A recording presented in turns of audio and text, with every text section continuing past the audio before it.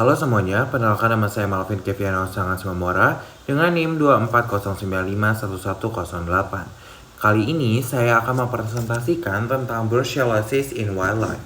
Brucellosis ini termasuk salah satu penyakit zoonosis penting, artinya bisa menular dari hewan ke manusia dan ditemukan hampir di seluruh dunia. Awalnya penyakit ini banyak menyerang hewan ternak seperti sapi, kambing, dan babi. Tapi sekarang bakteri Brucella juga sudah ditemukan pada satwa liar, bahkan mamalia laut seperti anjing laut dan lumba-lumba. Penelitian ini sangat penting bagi kita karena satwa liar bisa berperan sebagai reservoir alami yang mempertahankan infeksi di alam dan bisa menularkannya lagi ke hewan domestik. Nah, selanjutnya kita akan membahas tentang nama penyakit dan agen penyebab. Dimulai dari penyakit ini disebut dengan brucellosis dan disebabkan oleh bakteri dari genus Brucella. Brucella sendiri merupakan bakteri gram negatif, intraseluler fakultatif, dan berbentuk kokobasil kecil. Beberapa spesies utamanya yaitu Brucella abortus yang menyerang sapi dan bison, dan ada juga Brucella melitensis pada kambing dan domba, dan juga ada Brucella suis pada babi dan babi hutan. Selain itu, ada juga Brucella ovis pada domba jantan, Brucella canis pada anjing, dan juga Brucella neotama yang ditemukan pada tikus gurun. Dari semua itu, yang paling menular ke manusia adalah Brucella abortus, Brucella melitensis, dan juga Brucella suis. Selanjutnya kita akan membahas tentang latar belakang dan masalahnya.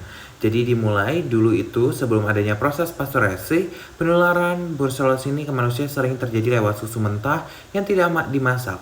Sekarang penularan lebih sering terjadi secara okupasional, yaitu pada orang-orang yang sering kontak langsung dengan hewan, seperti peternak, dokter hewan, atau pekerja rumah potong.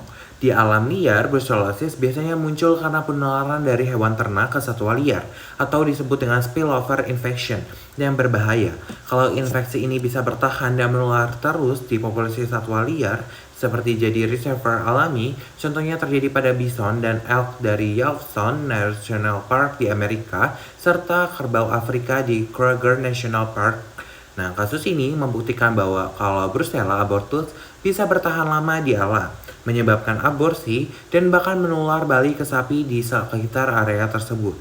Faktor seperti kontak langsung, pemberian pakan dan buatan, dan kepadatan populasi tinggi ikut berperan dalam penyebarannya. Selanjutnya kita masuk ke bagian morfologi bakteri. Secara morfologi, Brucella sendiri berbentuk kokobasil kecil atau lonjong. Bakteri ini gram negatif, tidak memiliki flagella, dan tidak membentuk spora dan bersifat non-motil.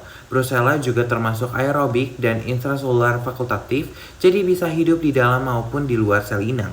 Kemampuan hidup di dalam sel inilah yang bikin Brucella sulit dimusnahkan oleh sistem imun tubuh ataupun antibiotik. Selanjutnya kita akan masuk dan membahas tentang patogenesisnya. Brucella sendiri bisa masuk ke tubuh lewat luka kulit, mukosa, atau saluran pencernaan. Begitu masuk, bakteri ini akan difagositosis oleh makrofag, tapi bukannya dihancurkan, Brucella justru berkembang biak di dalam makrofag.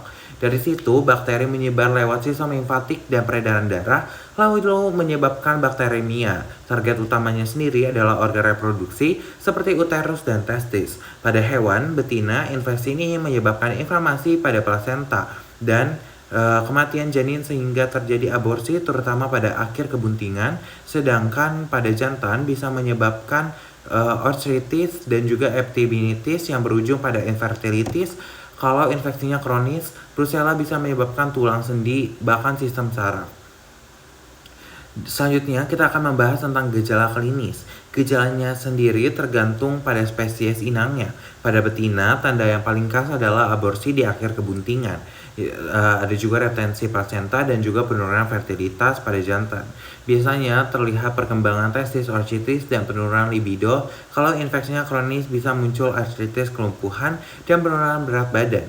Pada manusia, brucellosis ini dikenal dengan sebagai undulan, fever, atau demam bergelombang karena suhu tubuh naik turun, gejalanya termasuk berkeringat, malam. Nah, nyeri sendi dan juga sakit kepala dan kelelahan ekstrim. Jika dibiarkan, infeksi ini bisa jadi kronis dan menyerang tulang, jantung, atau sistem saraf. Diagnosisnya sendiri bisa dilakukan dengan beberapa metode. Yang paling sering digunakan adalah uji serologi seperti Ross-Bengal test, complement fixation test, ELISA, dan juga Fluorescence Polarization Assay.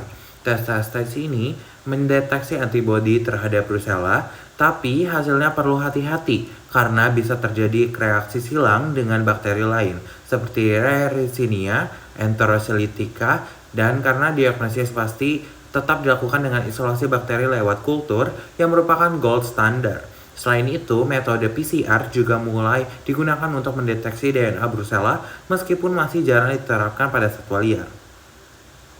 Upaya pencegahannya sendiri dapat melakukan pencegahan brucellosis ini bisa dilakukan dari beberapa sisi.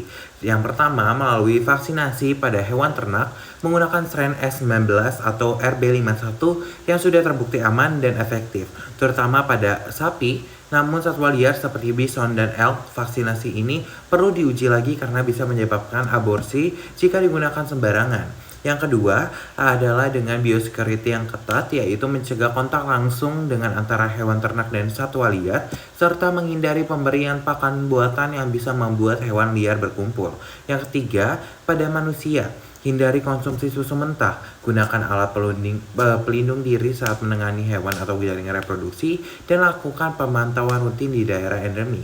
Oke, dari sekian banyak yang saya bahas, kesimpulannya adalah jadi, bisa disimpulkan bahwa brucellosis adalah penyakit zoonosis yang persisten yang sulit diberantas karena dapat bertahan di populasi satwa liar maupun hewan ternak.